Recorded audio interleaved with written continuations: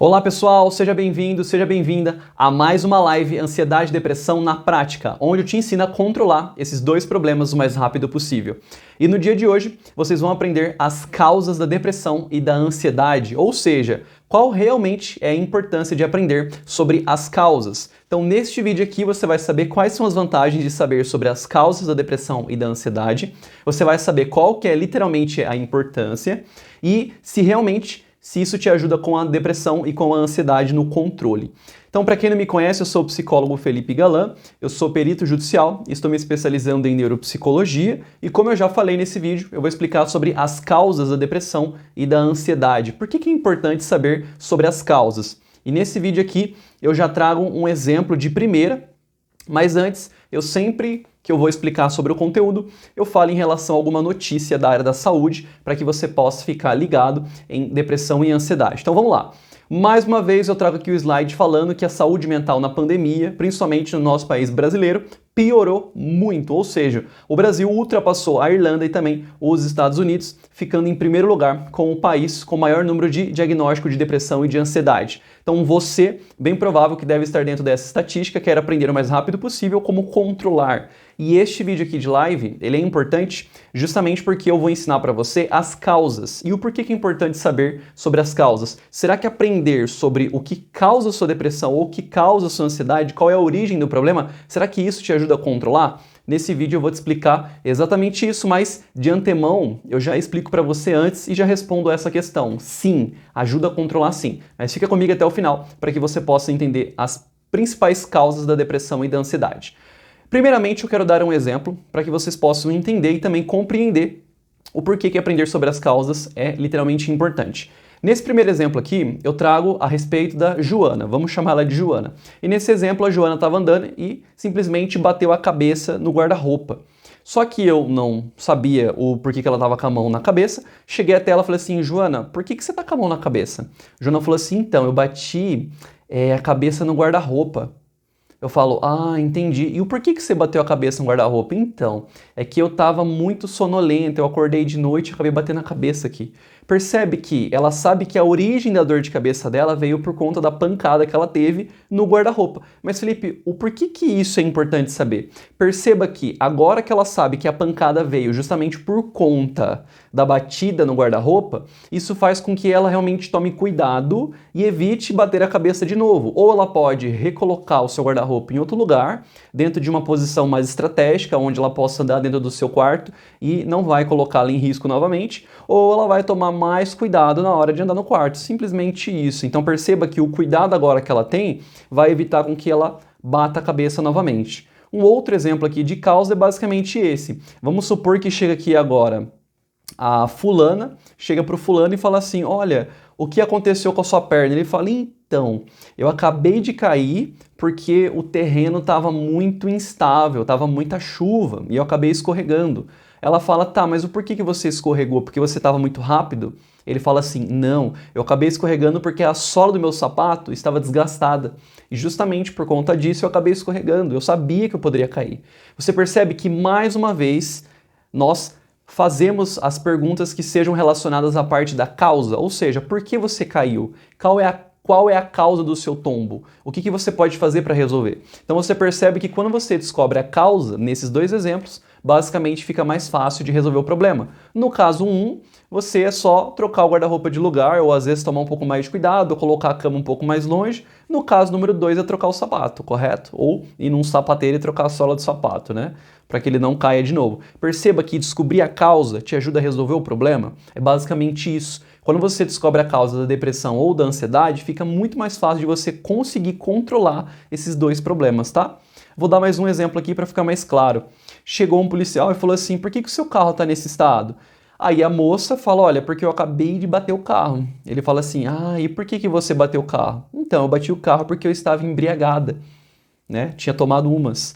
Ele fala, mas por que você tinha tomado? Ela fala assim, olha, eu acabei me embriagando justamente porque eu briguei com meu marido. Então vocês percebam que ele foi perguntando e foi descobrindo as causas, e na hora que ele descobriu a causa maior, que foi a briga com o marido, foi a briga com o marido que fez com que ela bebesse, e a bebida fez com que ela perdesse todo o seu controle na hora de dirigir o seu veículo, e essa direção ficou muito perigosa, e justamente por conta disso fizeste com que ela batesse em um outro veículo e acabasse acarretando em um acidente muito grave. Então, mais uma vez aqui, é importante saber a causa, saber o que está acontecendo.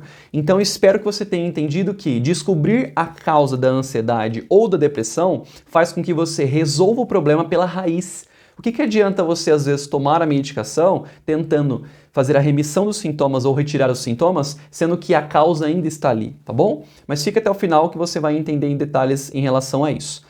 Então vamos lá, o primeiro ponto que eu queria colocar aqui para vocês é a respeito da palavra de probabilidade. Então, sempre que nós falamos sobre causas, nós temos que falar sobre probabilidade, que é aquilo que a ciência fala. A palavra probabilidade, ela remete a um cunho estatístico, ou seja, em porcentagem. Então, qual é a porcentagem de você sofrer com depressão ou com ansiedade quando você acaba descobrindo as causas? É muito menor. Agora, se eu comer errado, se eu não fizer nenhum tipo de atividade física, se eu for uma pessoa que realmente não cuido da minha saúde, a probabilidade dessas causas que eu não estou nem aí para elas, por exemplo, elas serão um estímulo e vai fazer com que eu realmente aumente a probabilidade para ter um problema. Então a palavra probabilidade então nada mais é do que algo estatístico, é uma porcentagem. Então quanto mais você não sabe das causas que faz com que você tenha depressão e ansiedade, mais aumenta as chances de você ter um problema com a depressão ou com a ansiedade. Agora, quando você tem um conhecimento sobre as causas, isso facilita de você descobrir o problema e tratá-lo pela raiz. Aí você vai aumentar a probabilidade de você resolver o seu problema, tá bom? Então, basicamente, a probabilidade significa isso. Mas é interessante entender que no mundo da saúde, principalmente no campo da psiquiatria e da psicologia, nós profissionais, nós trabalhamos com dois termos, que é chamado de fator de proteção e fator de risco. Fator de proteção é tudo aquilo que te protege.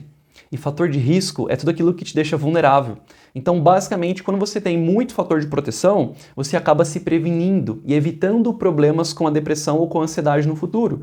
Agora, quando você tem muito fator de risco, igual nesses dois exemplos que no fator de proteção a moça está fazendo alongamento, ou seja, exercício físico, e do outro lado, as moças que estão em fatores de risco estão se alimentando de forma inadequada, né? Comendo comidas que sejam mais inflamatórias, por exemplo. E isso vai aumentar a dificuldade delas na hora de fazer o tratamento. Então percebe que o fator de proteção te protege, são ações preventivas, ações protetivas, ações que podem diminuir o seu problema com a depressão ou a ansiedade ou se prevenir mais.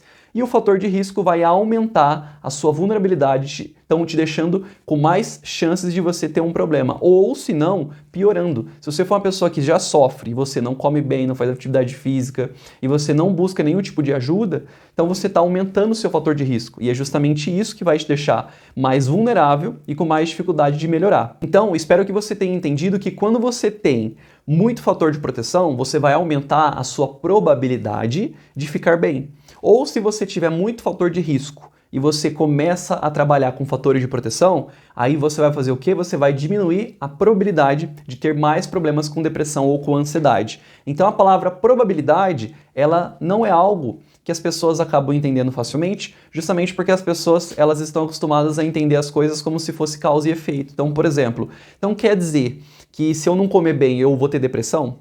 Então quer dizer que se eu não fizer atividade física eu vou ter ansiedade? Então quer dizer que se eu não dormir bem eu vou ter algum problema de saúde? Não. Por isso que a palavra vem como probabilidade. Se você não come bem, é um fator de risco. Se você não faz atividade física, é um outro fator de risco. Se você não faz nada correto, são fatores de risco. Então você vai aumentar a sua probabilidade de ter um problema no futuro. E assim vice-versa com demais outros exemplos que eu vou dar ao longo dessa live, tá bom? Espero que você tenha entendido. Então, o fator de proteção, ele pode ser tanto focado em prevenção quanto remediação. Mas, Felipe, o que o fator de proteção tem a ver com as causas que você falou que você iria ensinar lá no início e que isso ajuda a gente a controlar? Basicamente, quando você trabalha com causa, você está trabalhando com fatores. Então, por exemplo, se eu não faço atividade física, automaticamente isso aqui pode ser uma causa e essa causa pode aumentar o meu risco e fazer com que lá na frente eu me sinta mais vulnerável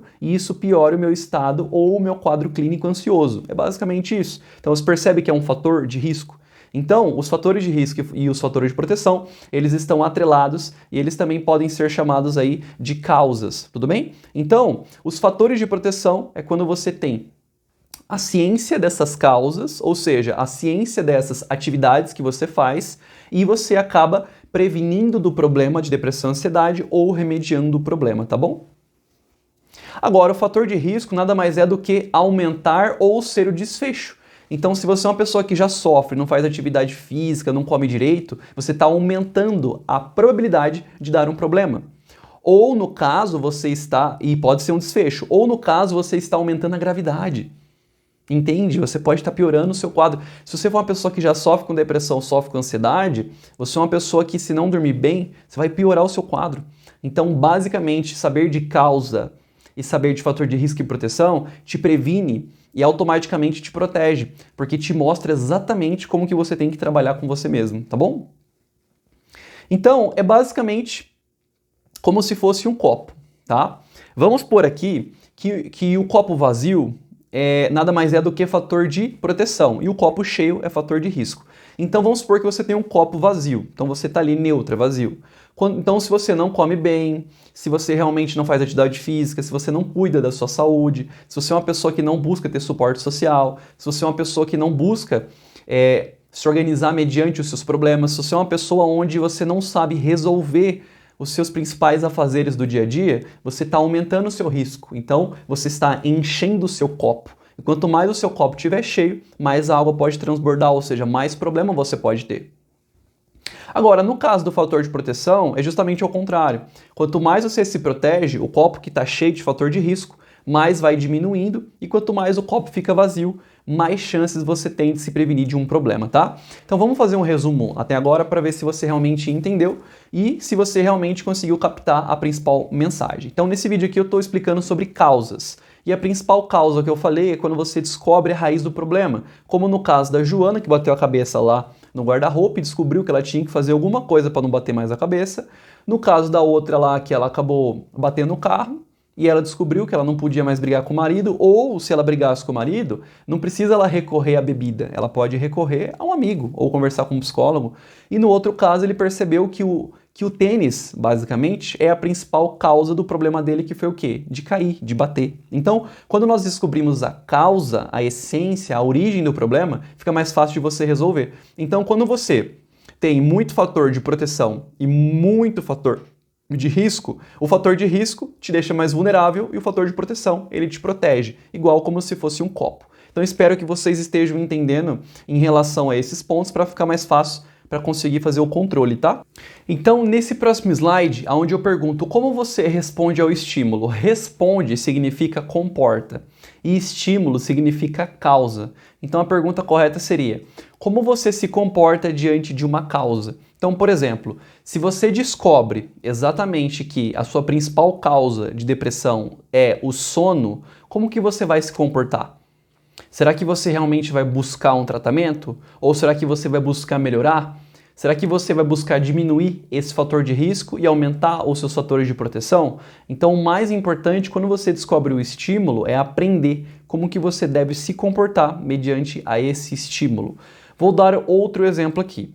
Vamos supor que tenha algum paciente que sofra do transtorno fóbico social. O transtorno fóbico social são aquelas pessoas que elas têm medo de outras pessoas, onde elas têm medo de se interagir, elas têm medo de conversar e de fazer amizade na rua, por exemplo. Dentro de casa é até mais tranquilo, mas na rua ou de conhecer outras pessoas que sejam pessoas novas, elas têm um pouco de medo. E essas pessoas, por exemplo, elas acabam fazendo o quê? Toda vez que ela sai de casa, ela fica com medo, porque ela não quer que ninguém chegue nela, conversa com ela, ela não quer que ninguém a cutuque, ela não quer que ninguém peça nenhum tipo de informação. Então, você está percebendo que a causa da crise dela, ou seja, o estímulo dela, a causa, nada mais é do que as pessoas. Então, quando você descobre que a causa da sua ansiedade são as pessoas, qual que é o seu comportamento? É ficar ansioso. E aí, como que você vai se comportar depois que você descobre que a causa são as pessoas? É aí que você tem que começar a aprender justamente que você precisa mudar ou, se não, ficar mais tranquilo na hora de conversar com alguém. Então, Se a pessoa que chega no meu consultório, igual tem alguns pacientes que já sofreram com a fobia social e me procuraram e falaram assim: Felipe, eu não entendo por que eu sou ansioso, eu não sei o porquê, eu não sei o que está acontecendo. Aí eu falei assim, tá, onde que acontece mais a sua ansiedade? Percebe o que eu estou perguntando? Onde é a causa? Onde ocorre mais?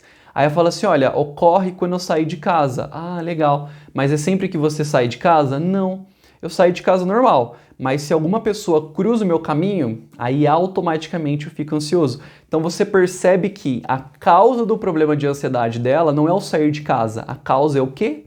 Qual é o estímulo? São as pessoas. Então a gente começa a descobrir que pode ser um possível transtorno fóbico social. Então, aí eu pergunto, mas como que você se comporta? Ah, eu fico ansioso, então acho que a pessoa vai vir conversar comigo, ou se a pessoa vem conversar comigo, eu saio correndo. Então a gente tem que mudar a forma da pessoa se comportar mediante a descoberta dessa causa, tá bom? Nosso cérebro tem um processo que é chamado de neuroplasticidade. Então, a neuroplasticidade, ela ocorre dentro do nosso cérebro, é basicamente quando o nosso cérebro ele tem uma capacidade muito grande para criar novas conexões, ou seja, é basicamente como se você nascesse dentro de uma floresta, ou o seu cérebro fosse uma floresta, e conforme um neurônio fosse se comunicando com o outro, quanto mais ele se comunica com um e com o outro, mais forte fica a comunicação deles. É a mesma coisa dessa analogia com a trilha. Quanto mais você anda naquele espaço em específico, mais forte fica a trilha. O nosso cérebro é a mesma coisa, né? Esse aqui que você está vendo aqui atrás, ele está ali se comunicando, jogando um sinal para o outro, um sinal ali, um sinal aqui, um sinal ali, um sinal aqui. E conforme você vai se comportando mediante os problemas, por exemplo, ele vai criando essas conexões. Mas Felipe, o que isso tem a ver com depressão e ansiedade? Vamos lá. Isso tem a ver por quê? Porque o seu cérebro é aquilo que eu falei, ele aprende a construir caminhos. E o nosso cérebro, ele é acostumado a criar caminhos para que ele possa reter mais energia e ele possa estocar mais. Por isso que a gente é muito preguiçoso, porque ele não gosta muito, por exemplo, de ficar gastando energia desnecessária. Então, por isso que quanto mais o seu cérebro poder guardar energia, mais ele vai fazer isso. E mais guardando energia, menos ele vai querer gastar. Então, por isso que a gente gosta de consumir muita caloria e automaticamente nós gostamos de gastar pouca caloria. Gostamos de consumir alimentos que sejam hipercalóricos, mas nós temos muita preguiça na hora de fazer atividade física. Então, o nosso cérebro gosta disso. Então, o que acontece? Essas conexões que estão dentro do cérebro são basicamente aprendizados que nós temos ao longo de toda a nossa jornada da vida, ou seja, tudo aquilo que você passou na sua vida, basicamente fez com que o seu cérebro criasse trilhas dentro dele. E essas comunicações, elas, além de guardar mais energia, elas fazem as conexões mais rápidas, então você consegue agir de forma mais automática. Sabe quando você vai dirigir um carro que no começo você tem que olhar para o retrovisor, olhar para cá, trocar marcha, e aí você fica confuso e você acha aquilo extremamente difícil? E depois de um tempo você fica meio que no piloto automático, que você muda a marcha, tá olhando para frente, os retrovisores já nem te atrapalham mais e você dirige e já nem percebe, que esse processo é chamado de neuroplasticidade. E o nosso cérebro, ele gosta de guardar energia. Então, por conta disso, tudo aquilo que ele aprende e que ele vê que funciona ou que te ajuda, ele guarda essa informação como se fosse uma memória, tá bom? E o porquê que é importante saber a respeito disso? Por quê? Porque a neuroplasticidade no cérebro, ela é basicamente a explicação para os seus problemas. Então, basicamente é assim, se você for aquele tipo de pessoa que sempre fica ansiosa na hora que vê um cachorro, então vamos lá, a causa é o cachorro. Então você viu o cachorro e automaticamente você ficou ansiosa. Depois que você viu o cachorro e ficou ansiosa, o que você vai fazer? Como que você vai se comportar? Aí vamos supor que sempre que você vê um cachorro, você corre. Então o seu cérebro, ao longo de toda a vida, ele aprendeu que toda vez que ele vê um cachorro, ele tem que sair correndo. Eu espero que você realmente esteja percebendo nas minúcias o quanto que você tem que descobrir as causas da sua ansiedade e mudar a forma de você agir. Senão o seu cérebro ele vai criar memórias muito fortes de caminhos disfuncionais, de caminhos aversivos. Então ele mesmo vai te levar para caminho que te faz mal. Então, por exemplo, a pessoa que quando ela sai de casa a primeira vez, ela sente crise no trabalho, o cérebro ele vai meio que criar algum mecanismo, alguma forma de você resolver aquele problema no momento. E a sua forma de resolver no momento é gritar, é sair correndo, é bater nas pessoas. E aí no final você fica tranquila. Então o seu cérebro ele vai registrar essa informação. Então toda vez que você tiver uma crise, ele basicamente vai agir da mesma forma. Por quê? Por neuroplasticidade. Lembra da trilha lá que vai passando e o caminho vai ficando mais forte? Então um neurônio ele vai fortalecer a comunicação com o outro, justamente porque o seu cérebro viu que aquela forma funciona. Por isso que quando eu pego pacientes ansiosos ou depressivos, eu tento mudar, eu tento ensinar para que ele possa realmente aprender quais são outros caminhos que ele pode tomar para diminuir a sua ansiedade e parar de fazer aquilo que ele fazia antes, que é justamente aquilo que está prejudicando. Então, por exemplo, quando um ansioso que tem medo de conversar com outras pessoas, que sofre com fobia social, esse ansioso basicamente ele sai de casa e ele entende que a causa do problema dele são as pessoas. Só que daí, ao invés dele resolver a causa, o que ele faz? Se ele sabe que conversar com pessoa o deixa ansioso, então ele para de sair de casa e ele fala assim, ué, é só eu parar de conversar com as pessoas. E aí o cérebro vê que aquilo funciona. Por quê? Porque você automaticamente para de sentir crise. Então, se o seu cérebro está sentindo crise e ele parou de sentir crise e ele entendeu que a crise são as pessoas, automaticamente é só você não sair de casa. Então percebe que a sua neuroplasticidade, que o seu caminho, ele vai ser trilhado para que você então não saia mais de casa. Perceba que isso aí é chamado de um comportamento disfuncional, que você está aprendendo de forma errada como lidar com a sua ansiedade. Aí você fala, tá, mas você não acabou de explicar que é importante a gente saber da causa e resolver? Exatamente. Então, se você descobre que a causa é fobia social e que você acaba percebendo que sempre que sai na rua e conhece pessoas e fica nervoso e você acaba tendo crise de ansiedade, não vai adiantar você parar de conversar com as pessoas na rua. Aí é o momento de você começar a mudar, a relaxar, a fazer exercícios de relaxamento, a treinar a conversar com outras pessoas em casa e entender qual é o motivo que faz com que você fique nervoso ou nervosa na hora de conversar com alguma pessoa. Então percebe que não é que a causa... É que assim, a causa são as pessoas que geram ansiedade. Só que qual é a causa que faz com que as pessoas te geram ansiedade? Isso é importante você realmente descobrir. Eu mesmo, quando eu descobri que eu tinha medo de fazer apresentações em público, conforme eu estou fazendo aqui para vocês, por exemplo, eu descobri que eu tinha medo de ir mal. Então eu meio que evitava. Então tudo aquilo que tinha na escola de apresentação, de trabalho, de palestra, de curso, tudo que eu tinha que ir lá na frente falar com outros alunos, basicamente, eu fugia. E o meu cérebro entendia que toda vez que eu fugia, a ansiedade, ela diminuía. Aí eu coloquei na cabeça, já sei. Então toda vez que um professor pedir para apresentar um trabalho, eu vou fugir. Só que daí, o que aconteceu? Quando eu fugia, eu perdia nota, eu era rechaçado por outros alunos, os professores me olhavam com outros olhos, eu até tentava explicar que eu tinha medo, mas, poxa, eu precisava apresentar de qualquer jeito. Então, de uma forma ou de outra, você vai entendendo que a forma de você se comportar mediante a sua causa, você precisa realmente mudar o jeito que você age dentro daquela causa, senão isso pode trazer um problema muito maior, tá bom? Então, sempre tente descobrir a causa e sempre tente se comportar diferente mediante a essa causa, ou tente resolvê-la de alguma forma.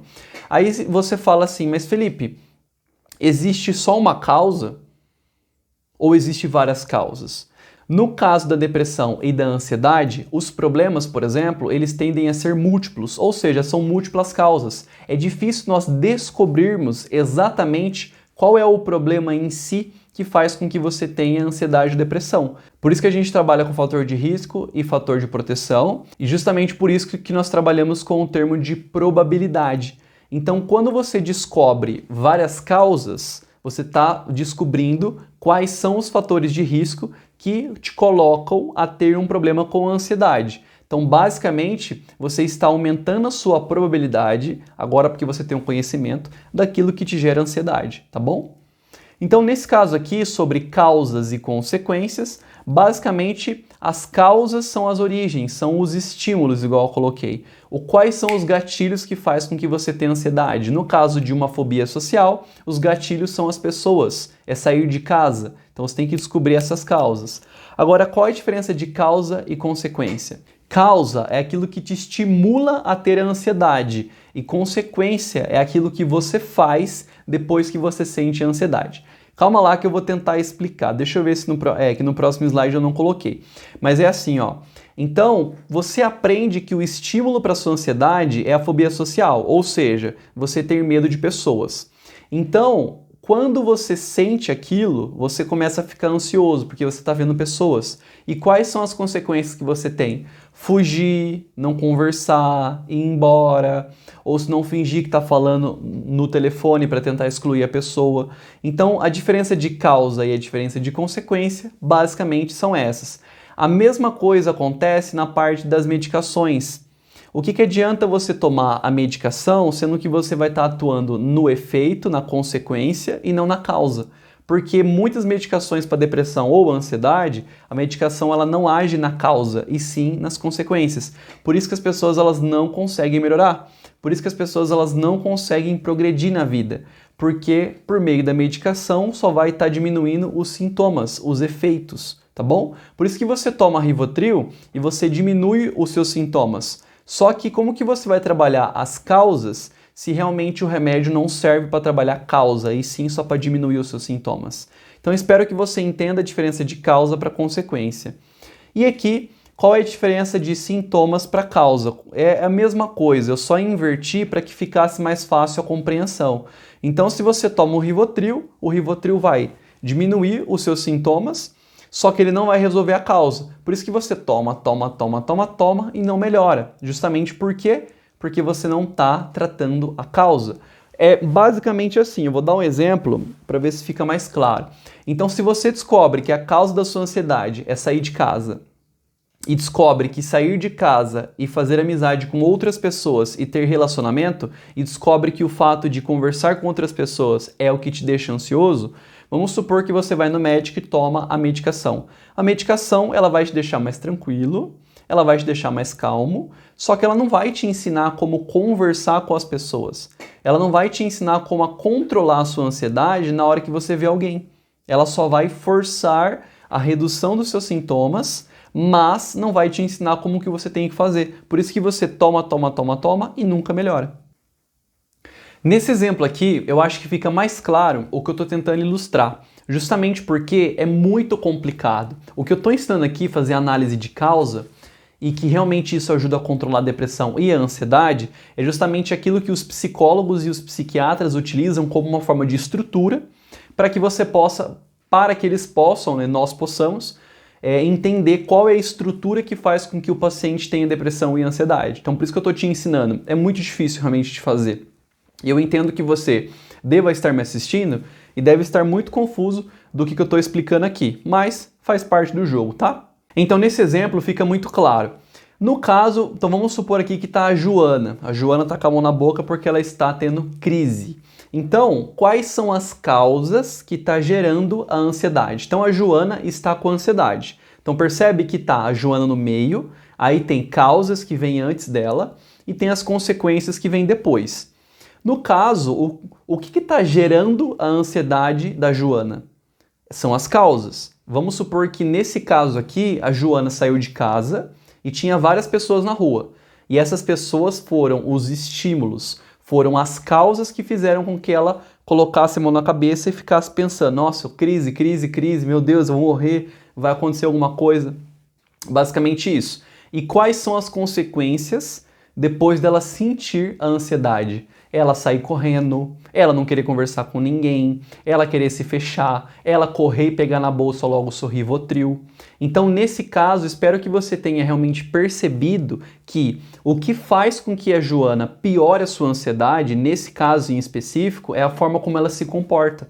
Lembra quando eu perguntei lá naquele slide como que você se comporta mediante as causas? Então, se você sair de casa sabendo que conversar com pessoas te deixa nervoso, o que você tem que mudar nas consequências para que você realmente consiga diminuir essa ansiedade ao ver pessoas? Aí você tem que descobrir. Ué, acho que eu tenho medo de me relacionar com pessoas porque eu tenho medo de gaguejar, porque eu tenho medo de falar mal, porque eu tenho medo de que as pessoas brinquem comigo, porque eu sofri muito bullying na escola. Então, mais uma vez eu vou explicar a estrutura, por quê? Porque isso é importante vocês aprenderem de uma vez por todas, tá? Então vamos lá. A Joana está no meio e ela está tendo ansiedade, por isso que ela colocou a mão na cabeça. Então, a primeira pergunta é: quais são as causas ou quais são os estímulos que faz com que você, Joana, esteja com a mão na cabeça e esteja, nossa, que ansiedade, mas vai dar crise, meu Deus. Aí a Joana fala, é porque eu tenho medo de ver pessoas na rua, porque eu tenho fobia social, eu tenho medo. Sempre que eu vejo pessoa, eu fico nervosa. Bacana. Então a gente já entendeu que o que estimula ela a ter ansiedade são as pessoas. Bacana. Aí eu pergunto assim, Joana, a próxima pergunta, Joana, mas o que você faz quando você sente ansiedade por ter visto pessoas? Aí ela fala assim, olha, o que eu faço basicamente eu saio correndo. Eu corro, aí eu paro num canto, eu pego o Rivotril, já coloco na boca, tomo para ver se eu consigo melhorar. Aí eu tento fazer a respiração, eu tento sair correndo, ou eu parto para cima da pessoa para brigar. Então você percebe que, nesse caso aqui, depois que você descobriu que a causa são as pessoas, aí a gente tem que mudar a forma como ela se comporta quando ela vê pessoas. Porque nós já descobrimos que a causa é isso. E agora, o que você vai fazer? Você tem que descobrir novos comportamentos, ou seja, novas trilhas dentro do seu cérebro, aprender coisa nova, para que você possa desfrutar dessa floresta que é maior e criar novos caminhos no seu cérebro. Então, eu vou tentar explicar agora de forma técnica, tá? É aquilo que eu expliquei. O nosso cérebro, ele tem um processo que é chamado de neuroplasticidade. Basicamente, é tudo aquilo que você foi aprendendo ao longo da sua vida, o seu cérebro ele foi se moldando. Por quê? Porque ele é plástico. Então o cérebro ele tem capacidade de criar novas conexões, então por isso que é chamado de neuroplasticidade, é criação de novas conexões, ou seja, é criar novos caminhos no meio da floresta quando você está perdido. E aí quanto mais você anda naquele caminho, na trilha, mais a trilha fica marcada, e no cérebro é igual. Quanto mais eu aprendo a me conectar de um neurônio para o outro, mais fácil fica para que esse neurônio converse com o outro neurônio. Mas Felipe, tá, o que é neurônio e o que é conversar com outro neurônio? Então, quando eu aprendo que a única forma de eu diminuir a minha ansiedade é tomando a medicação, o neurônio A vai falar assim, ó, o neurônio B, toma medicação, ó, tá chegando aí a ansiedade, toma medicação. Aí o neurônio B fala, tá bom, já entendi. Aí o neurônio B fala assim para o neurônio C, ó, então, o neurônio A falou que tem que tomar a medicação. Por quê? Porque a última vez que nós tomamos, reduziu a ansiedade. Então, toma a medicação. Então, um neurônio vai passando a comunicação para o outro que você tem que tomar a medicação. Então, essa daqui é como se fosse uma via aversiva. É uma via disfuncional. É uma via que não te faz bem. Vou te ensinar, então, agora um exercício muito simples. Vamos supor que você sofra de ansiedade. Aí eu te pergunto, onde que você sofre com ansiedade? Eu acho que eu sofro de ansiedade quando eu saio de casa. Beleza. E quais são os momentos que você sente que vem a ansiedade? Sempre que se aproxima alguma pessoa. Então nós já entendemos que sempre que se aproxima uma pessoa, ela é o estímulo ou a causa, ó, foca no desenho. Ela é a causa para que você sinta ansiedade. Ok. E o que você faz quando você está ansioso por ver uma pessoa? Eu saio correndo, tomo remédio. Entenderam? Causa, ansiedade e consequência. Aí eu pergunto assim, mas já sabendo da causa, mas por que você tem medo de conversar com pessoa? Ou quando chega uma pessoa? Eu tenho medo de gaguejar.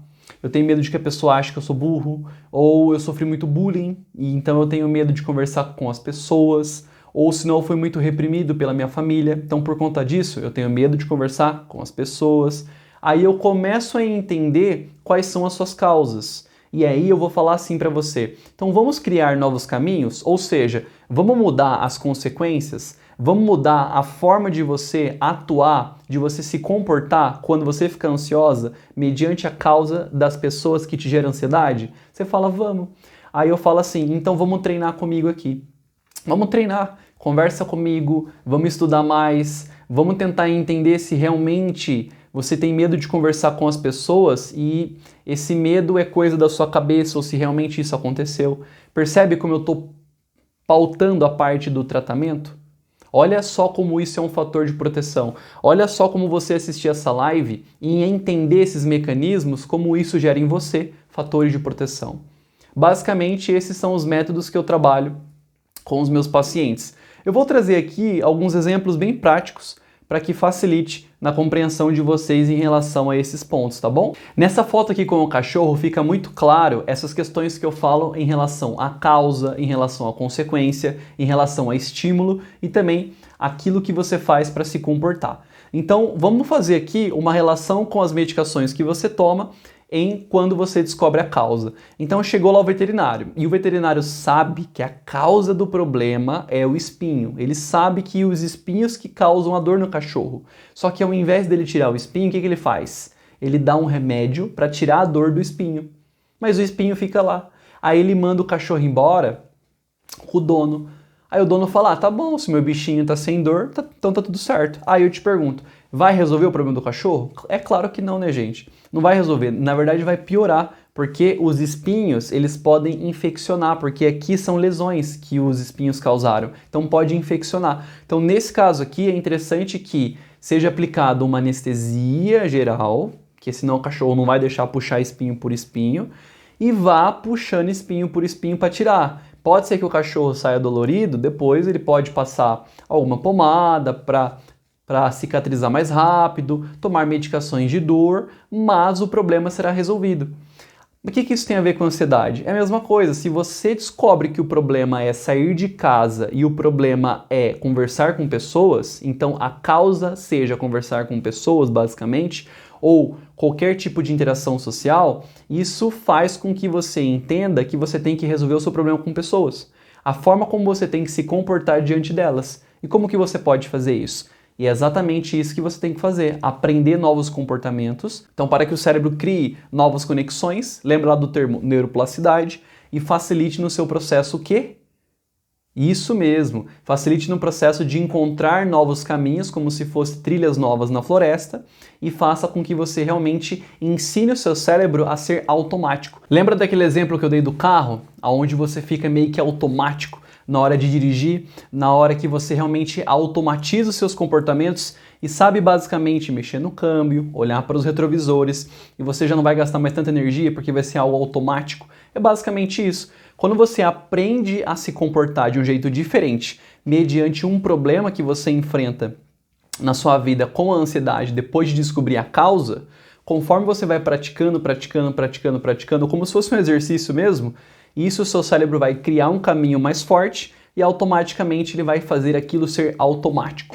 Então, toda vez que você tiver, mediante uma situação de risco, que for um fator de risco, o seu cérebro vai saber exatamente o que ele tem que fazer de forma automática e vai ser algo funcional. É igual eu.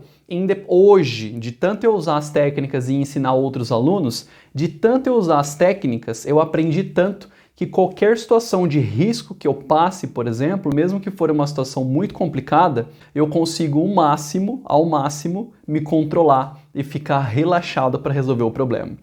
Teve um caso realmente que foi quando eu passei mal em casa e eu achei que eu estava com Covid.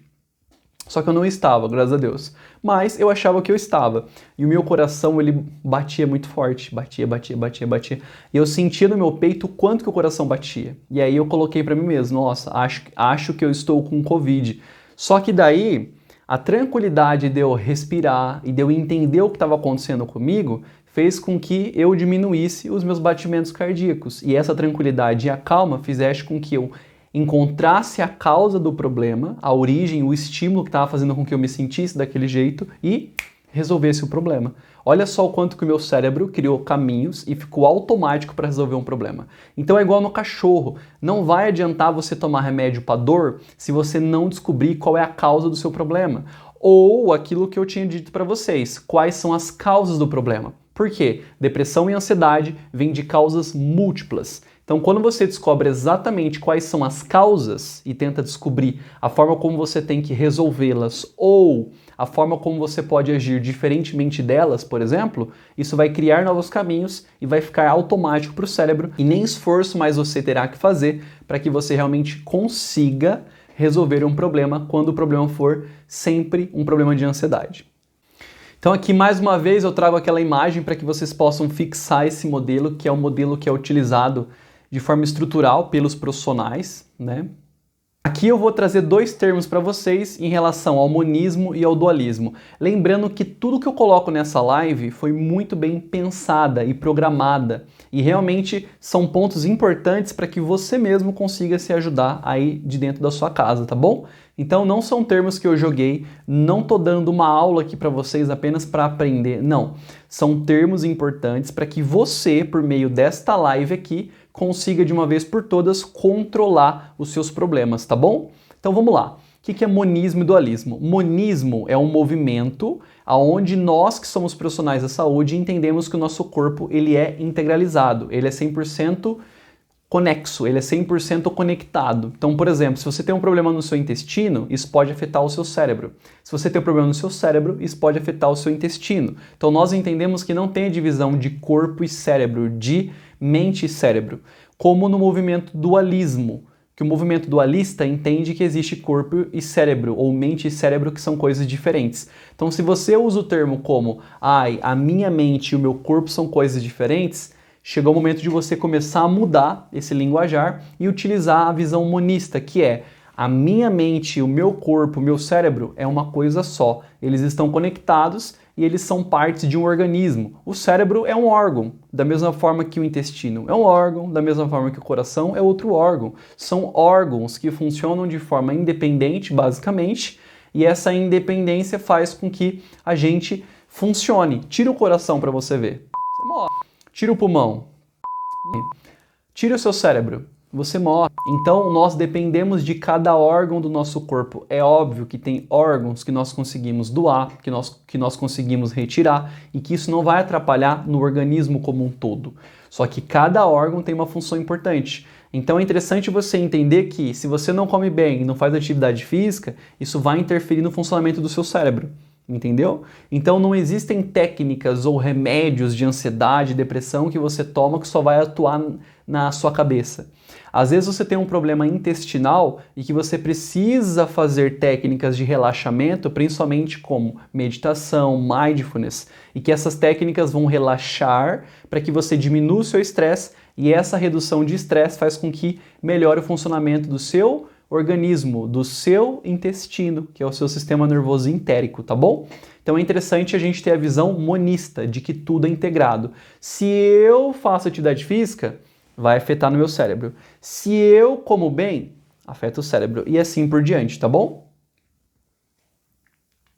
Saúde mental, então, é algo complexo? Como vocês estão vendo, saúde mental é algo muito complexo. Então, perceba que eu ensinei sobre causa, sobre fator de risco e proteção, sobre o movimento dualista, sobre o modelo e estrutura que os profissionais utilizam. Então, saúde mental é algo muito complexo. É justamente por conta dessa complexidade que faz com que você não consiga melhorar de uma forma mais fácil. Por quê? Quando nós estamos com gripe, as medicações elas são mais eficazes justamente porque o problema de gripe é algo mais biológico, é algo mais viral. Tomou medicação, vai atuar no vírus, ou tomou medicação, vai atuar no problema ali em específico, que é basicamente uma causa, e vai resolver. Na saúde mental, são diversos fatores de risco, ou seja, são diversas causas que geram o seu problema. Então, por isso que é interessante nesse momento você pegar um papel e caneta e começar a escrever quais são as causas que você faz ou quais são os comportamentos de fator de risco que você tem que pode aumentar a probabilidade. Lembra que eu expliquei? Sobre a probabilidade de você ter um problema de saúde mental? Então, como vocês podem ver nessa imagem, a saúde mental ela é muito complexa, ou seja, tem diversas causas. Só que eu sempre ensino os meus pacientes a dividirem os estímulos e também as causas, dividir dentro de 3 grandes grupos, que são os grupos biológicos, sociais e psicológicos, né? Então, nesse ponto aqui é o modelo que eu trabalho com os meus pacientes. Então, esse é o momento que você pega o seu celular e tira uma foto, ou se não um print para guardar essa foto e poder utilizar para controlar a depressão e ansiedade, igual naquele outro modelo também que eu mostrei de causa, a Joana e a parte de consequência. Lembra como que você se comporta? Aqui é uma outra imagem que você pode tirar foto também, tá bom? Por quê? Porque aqui vem dividido em fator biológico, psicológico e social. Lembra que eu falei que a saúde mental é algo complexo? Só que eu ajudo as pessoas a descobrirem quais são as principais causas. E eu sempre ensino a descobrir dentro de grandes blocos, dentro de grandes grupos. E os 3 grandes grupos são biológico, psicológico e social, né?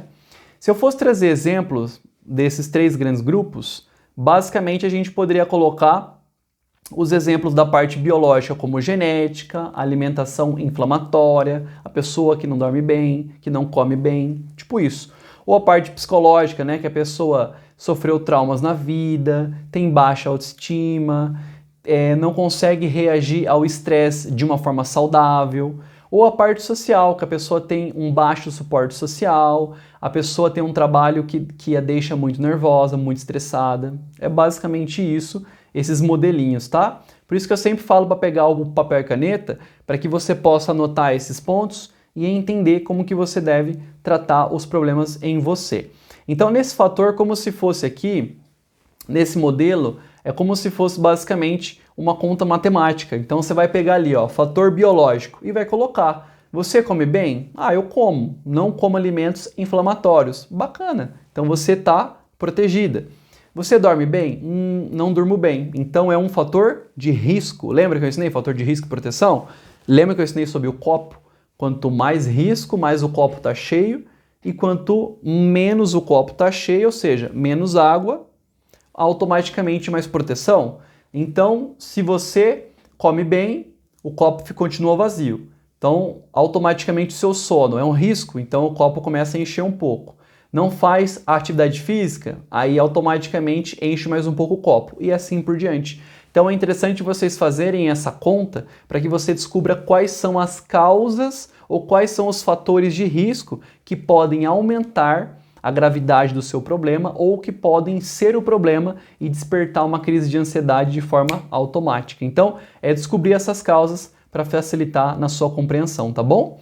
Então, é interessante que eu, para finalizar aqui, explique que não existe uma única causa de depressão ou de ansiedade, são múltiplas causas, por isso que é muito difícil de tratar esses problemas de depressão e ansiedade. Porque não é como a gripe, que é só o vírus em si. Tem vários problemas que estejam relacionados, tá bom? Então espero que realmente vocês tenham entendido isso.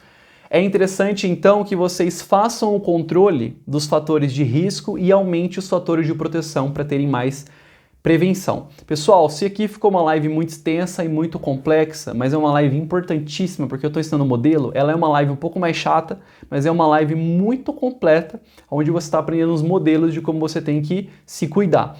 Comenta abaixo o que você achou, deixa o seu joinha e, por favor, se inscreva no meu canal e deixa a sua dúvida aqui embaixo para que eu possa responder, porque eu respondo todos os comentários, tá bom? Então espero que vocês tenham gostado da live, é aquilo que eu falei. Para quem não me conhece, eu sou o psicólogo Felipe Galan.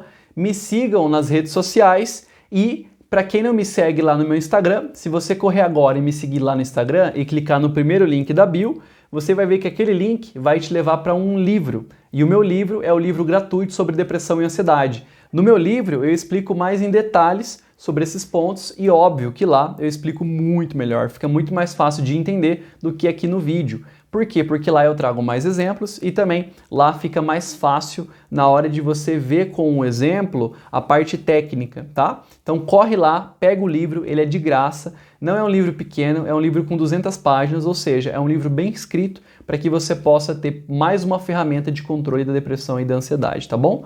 Pessoal, muito obrigado, me sigam nas outras redes sociais, Instagram, Spotify, TikTok, Facebook, para que vocês possam acompanhar mais o meu conteúdo e aprender de uma vez por todas como controlar a depressão e a ansiedade. Muito obrigado e até a próxima live.